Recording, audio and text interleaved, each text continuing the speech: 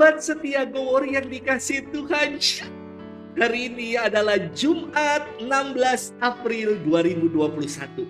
Kita akan bersama-sama merenungkan firman Tuhan yang diambil dari Injil Yohanes 6 ayat 1 sampai dengan 15. Mari kita siapkan hati kita. Haleluya, haleluya, haleluya.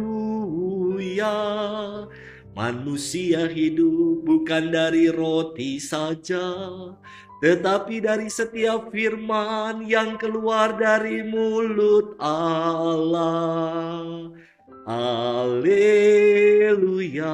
haleluya,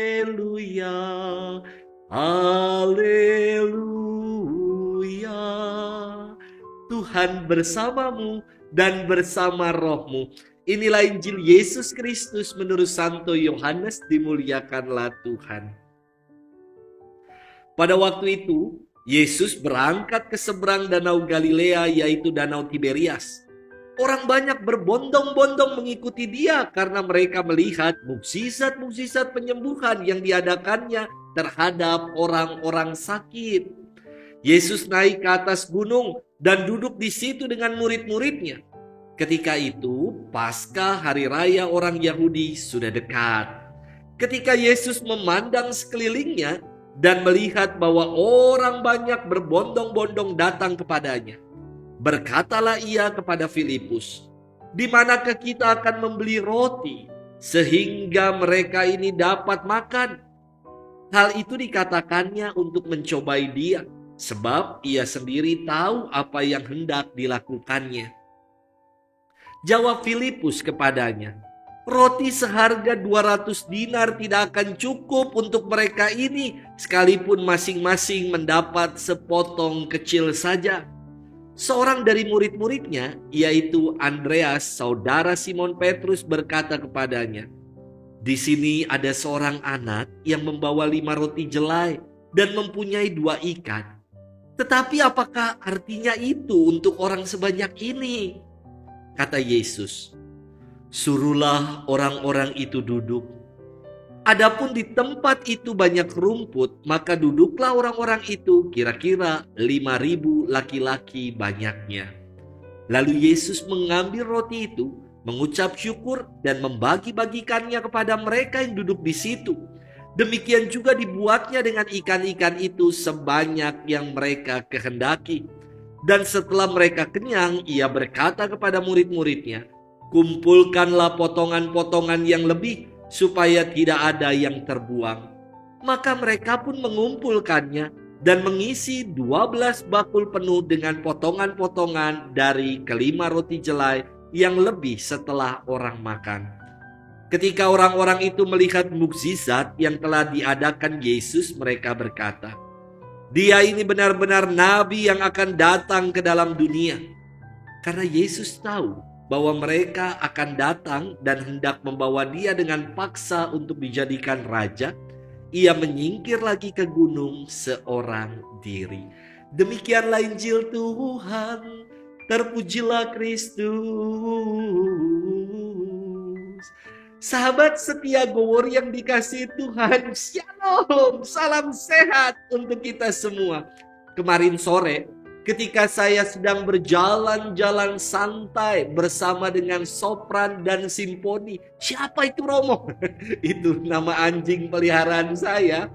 Saya mendapati beberapa anak muda yang sedang membagi-bagikan takjil berisi kurma, air kemasan gelas, kue, dan permen. Saya pun dibagi. Padahal saya lagi nuntun anjing. Wah, luar biasa anak-anak muda yang sedang menjalankan ibadah puasa dengan berbagi kasih di bulan yang penuh keberkahan ini. Sahabat setia Gowor yang dikasihi Tuhan, mulai hari ini sampai dengan Sabtu pekan depan, kita akan diajak bermenung tentang kesejatian Yesus sebagai roti hidup. Dalam firman hari ini dikisahkan tentang mukjizat penggandaan roti yang dibuat Yesus kepada 5.000 orang.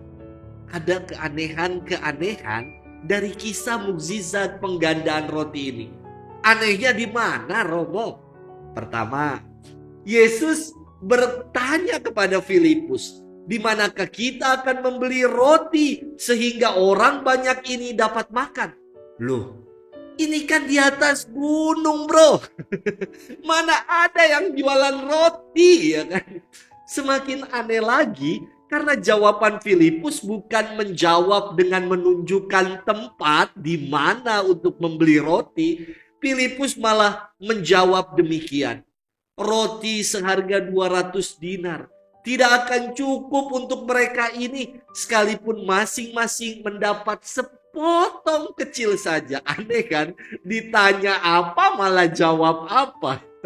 Keanehan kedua, Andreas, saudara Simon Petrus, tiba-tiba datang kepada Yesus dan membawa seorang anak kecil, dan dia berkata, di sini ada seorang anak yang membawa 5 roti jelai dan mempunyai 2 ikan. Tetapi apakah artinya itu untuk orang sebanyak ini? Ini juga aneh.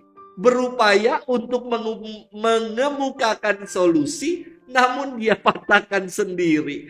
Sahabat setia Gowori yang dikasihi Tuhan, keanehan-keanehan itu dijawab tuntas oleh Yesus. Bahwa tidak pernah ada yang sia-sia dan mubazir ketika kita mau berbagi.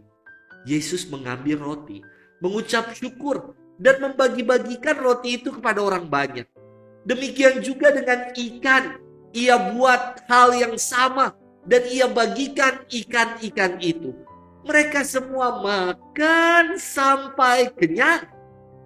Sahabat setia Gowori yang dikasihi Tuhan, janganlah kita menjadi seperti Filipus yang berhitung-hitung ketika berbagi. Dan jangan juga kita menjadi seperti Andreas yang berupaya memberi solusi namun gak jadi. Yesus memberi teladan untuk berbagi dengan tulus. Sisa potongan roti yang dikumpulkan sebanyak 12 bakul menunjukkan buah dari berbagi. Tidak ada yang sia-sia dan mubazir, justru menjadi kelimpahan berkat. Yuk kita berbagi kasih, berbagi kebaikan, berbagi sukacita dalam hidup ini. Tuhan memberkati kita sekalian dalam nama Bapa dan Putra dan Roh Kudus. Amin.